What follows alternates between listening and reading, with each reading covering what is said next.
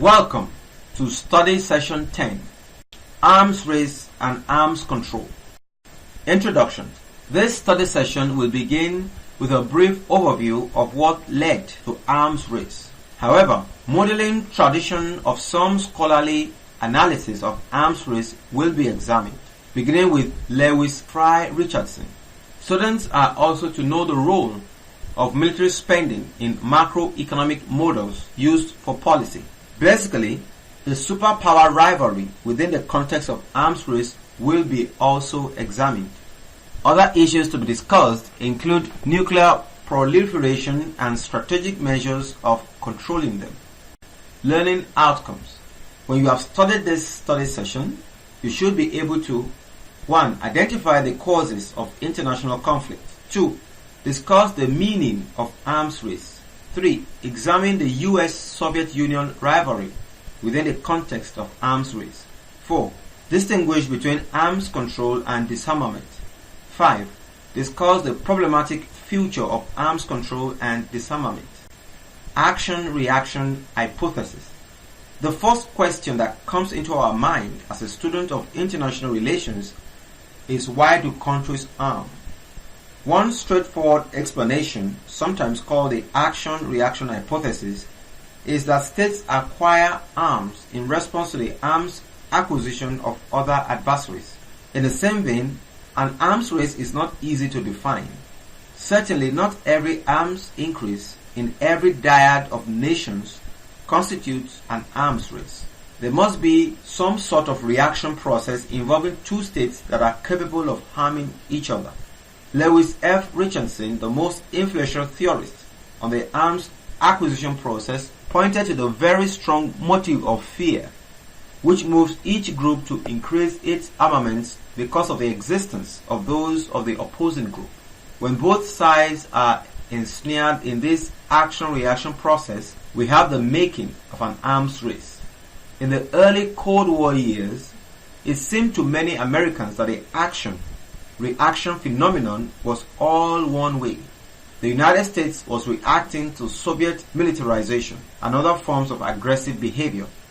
However, when the period of isolation under Stalin drew to a close and Soviet and US scientists began to make contact with each other, it became apparent that Soviet citizens typically held the mirror image of the American perspective.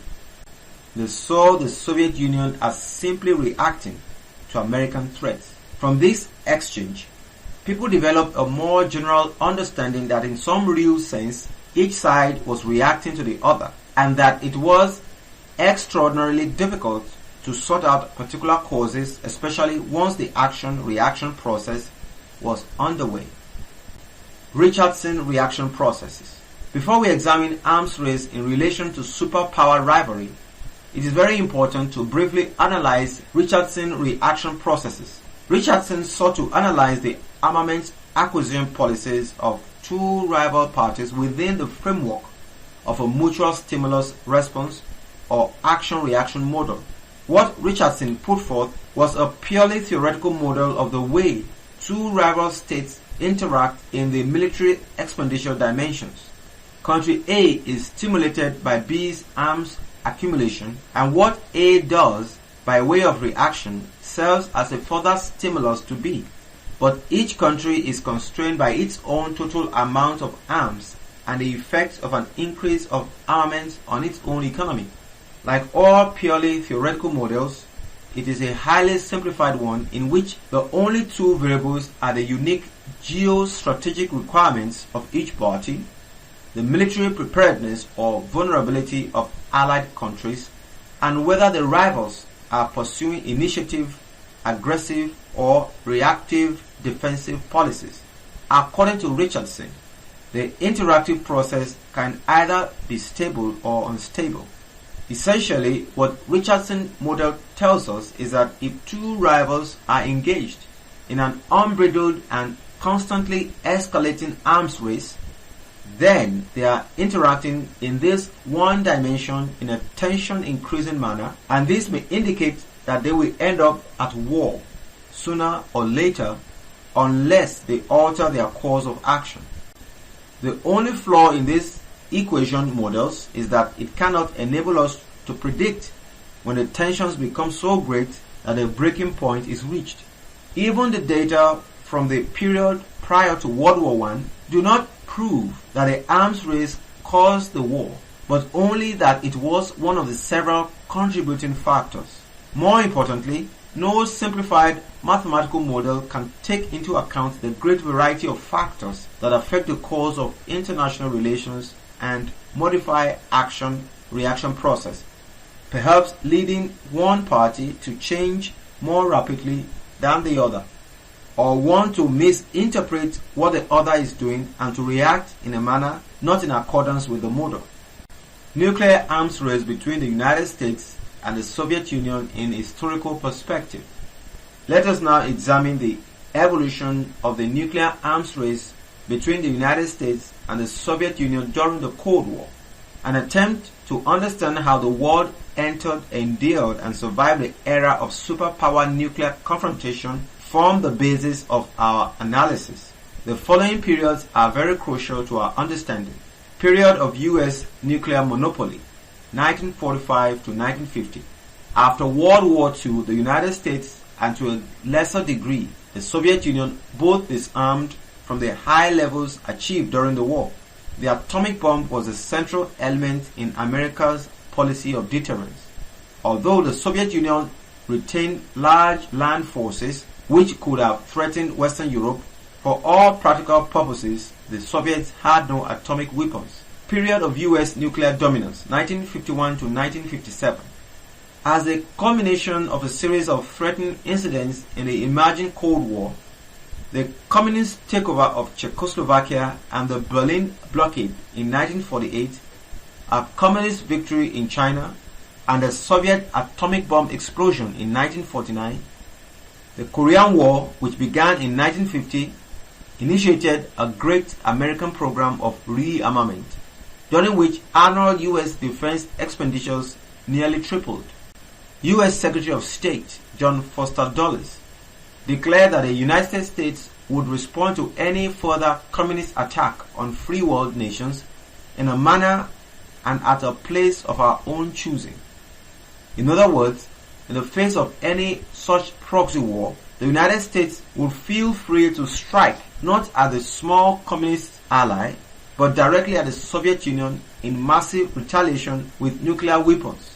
Such a threat was credible because the United States had by then built up a very large stockpile of nuclear weapons, including the hydrogen bomb, first tested by the United States in 1952 and by the Soviets in 1953, and an intercontinental bombing force to deliver them.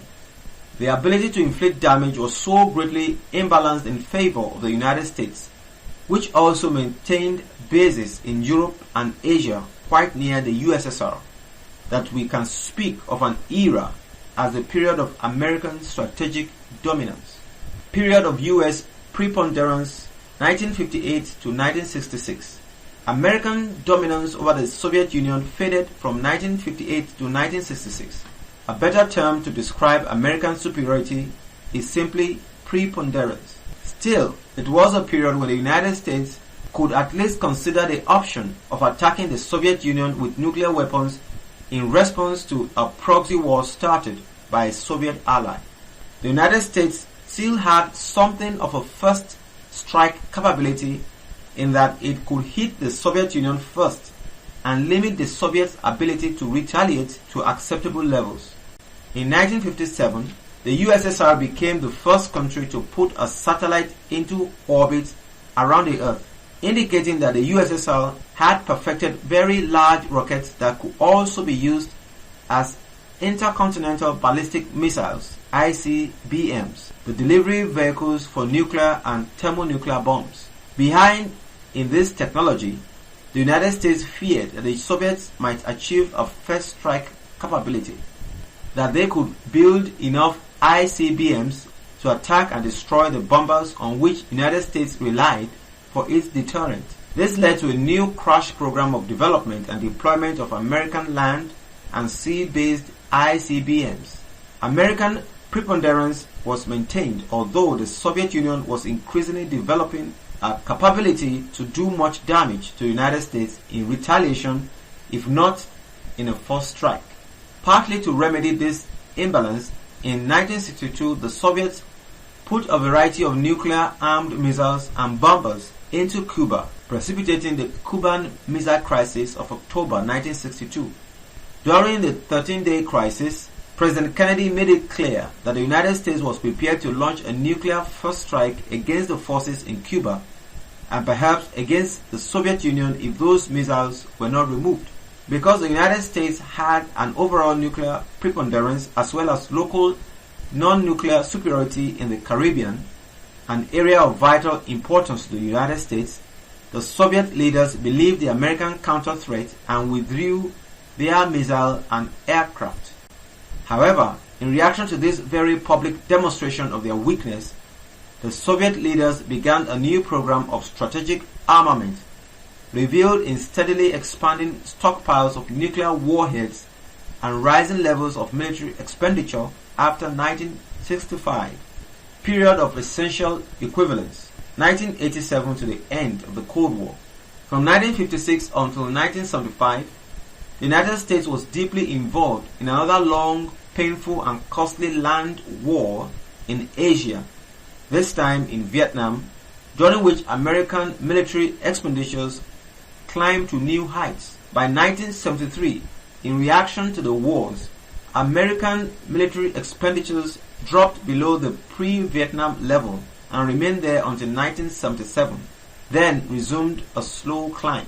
Meanwhile, the Soviet Union maintained its military buildup in conventional as well as nuclear arms. By the 1970s, it was spending about the same as the United States on its military. Also, the Soviet Union was keeping up with the United States in the expansion of strategic nuclear warheads and now possessed more nuclear launchers. Most observers characterize this period as one of the essential equivalents when all elements of strategic weapons are taken into account. Through the mid-1960s, the United States maintained a clear quantitative and qualitative superiority in all classes of strategic delivery vehicles. ICBMs, land-based missiles like the Minuteman, SLBMs, submarine-launched ballistic missiles like the Trident, and long-range bombers like the B-52. By the 1970s, however, the Soviet Union had developed very large rockets and warheads and surpassed the United States in numbers of ICBMs. The result was a situation in which neither side could attack the other without suffering enough damage from the opponent's retaliation. This gave the United States and Soviet Union the capability of mutual assured destruction, sometimes abbreviated MAD. In other words, each side possessed a second strike capability, the capacity to absorb an enemy attack and have weapons enough remaining to retaliate and inflict unacceptable damage on the opponent. Thus, no matter how the size of nuclear arsenals was measured, for all intents and purposes, neither side could win a nuclear war. Period of strategic debate. End of the Cold War to present. With the end of the Cold War and the dissolution of the USSR, the strategic rivalry basically collapsed. As a result of arms control agreements to be discussed later, the United States and Russia are near strategic nuclear parity, both in terms of warheads and delivery vehicles, and at levels much below their peaks in the mid to late 80s. Nuclear proliferation. Nuclear or weapons proliferation refers to an increase in the number of states and potentially non-state actors that possess a certain class of weaponry. The proliferation of nuclear weapons involves a number of dangers. One concern is their acquisition by governments of the material and know-how needed to make nuclear bombs. New nuclear powers, which will likely include a number of aggressive authoritarian states, will lack the experience of existing nuclear powers in controlling the use of such weapons and will lack the resources to manage the elaborate command and control capabilities required. This is especially true of the developing countries. Also, many of these governments will be involved in serious local conflicts, which increase the pressures to use such weapons in warfare. Because both India and Pakistan conducted a series of nuclear weapons tests in 1998, fear has been expressed in many quarters that their long-running conflict over Kashmir might become the spark that ignites the world's first nuclear war. Nuclear arms are not only the weapons of mass destruction. Stemming the proliferation of chemical weapons also present a major challenge because some can be assembled with widely available chemical agents and commercial equipment. Another nuclear arm is biological weapons, which have acquired a sinister reputation for their capability to produce potentially frightening effects on the cheap. Biological agents consisting of living organisms, bacteria, fungi, and viruses, and as well as the toxins derived from them, which cause disease and death to human, livestock, or agricultural crops. It is important to note that the use of biological weapons during warfare has been less frequent and at least less blatant than the use of chemical weapons.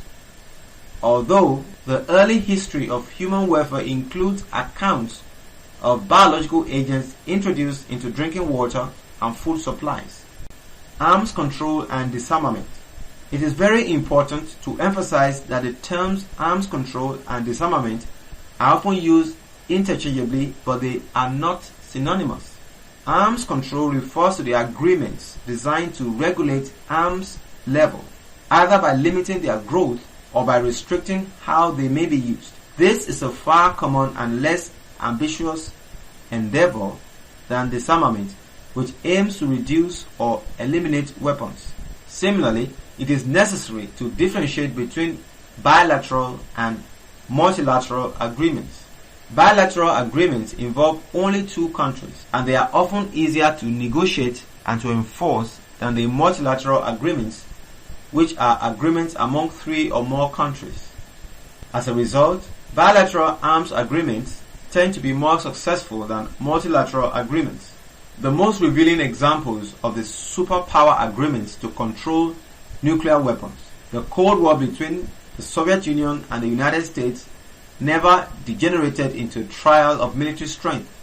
One of the reasons was a series of more than 25 arms control agreements Moscow and Washington negotiated in the wake of the Cuban Missile Crisis, beginning with the 1963 Hotline Agreement, which established a direct radio and telegraph communication system between the two governments.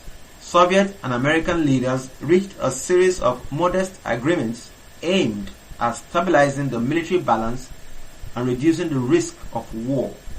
Perhaps the most important agreements between the superpowers were the Strategic Arms Limitation Talk (SALT) of 1972 and 1979, the Strategic Arms Reduction Treaty of 1991, 1993 and 1977, and the Strategic Offensive Reductions Treaty of 2002. The first two agreements stabilized the nuclear arms race, and the remaining agreements reduced the weapons in each side's inventory.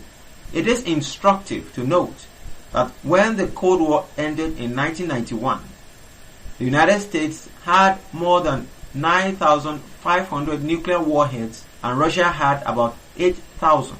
However, the January 1993 agreement pledged to cut their combined arsenal to about 6,500.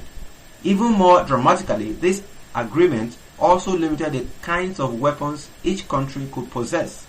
Under its terms, Russia and United States gave up all their multiple independently targeted vehicles, MIRVs, on their land-based intercontinental ballistic missiles, and reduced submarine-launched ballistic missiles and warheads to no more than 1,750. The next major step occurred in 2002 when President George W. Bush and Vladimir Putin signed the SORT. This brief document pledged the two countries to cut their combined number of strategic nuclear warheads by 2/3 over the next 10 years.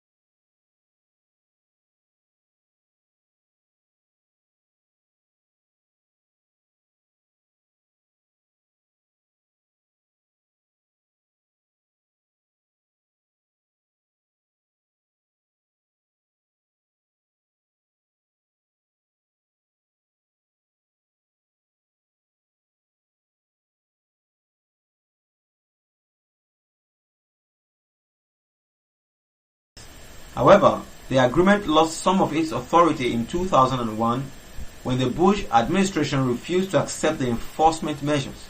This erosion of support for arms control caused the then UN Secretary General Kofi Annan to warn that much of the established multilateral disarmament machinery has started to rust. However, liberals place their faith in international institutions like the International Atomic Energy Agency (IAEA) to monitor adherence to such limited disarmament schemes. Problematic future of arms control and disarmament. The obstacles to arms control and disarmament are formidable. Critics complain that these agreements frequently regulate obsolete armaments and ones that the parties to the agreement have little incentive for developing in the first place. Even when agreements are reached on modern sophisticated weapons, the parties often set ceilings higher than the number of weapons currently deployed so that they do not have to slash their inventories.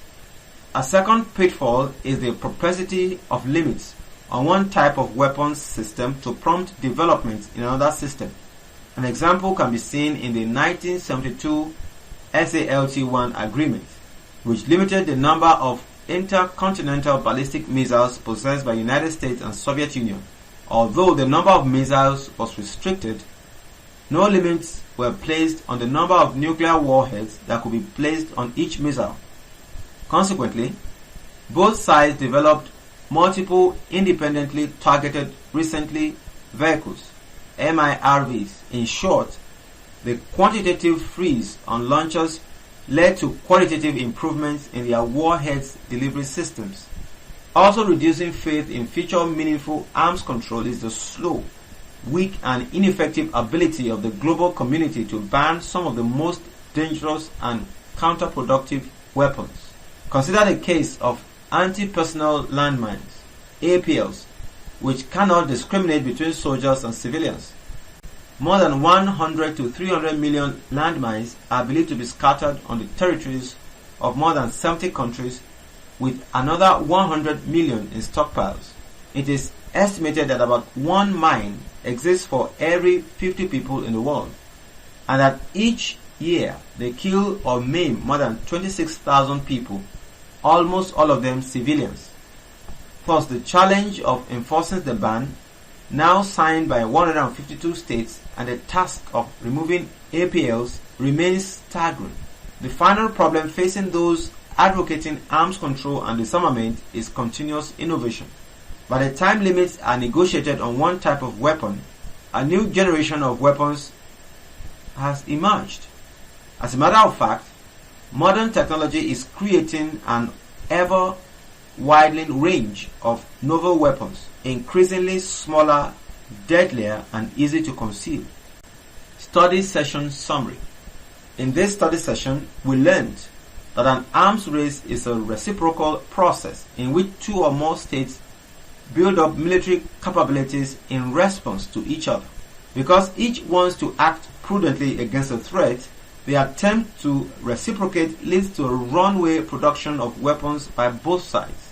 The arms race process was illustrated vividly in the US-Soviet nuclear arms race.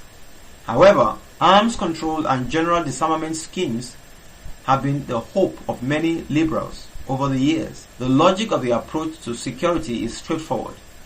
Fewer weapons means greater security. Although the possibility of controlling arms is very problematic given the reality of contemporary international politics, but liberals place their faith in international institutions like the IAEA to monitor adherence to arms control treaties and disarmament schemes. This is the end of study session 10. Thank you.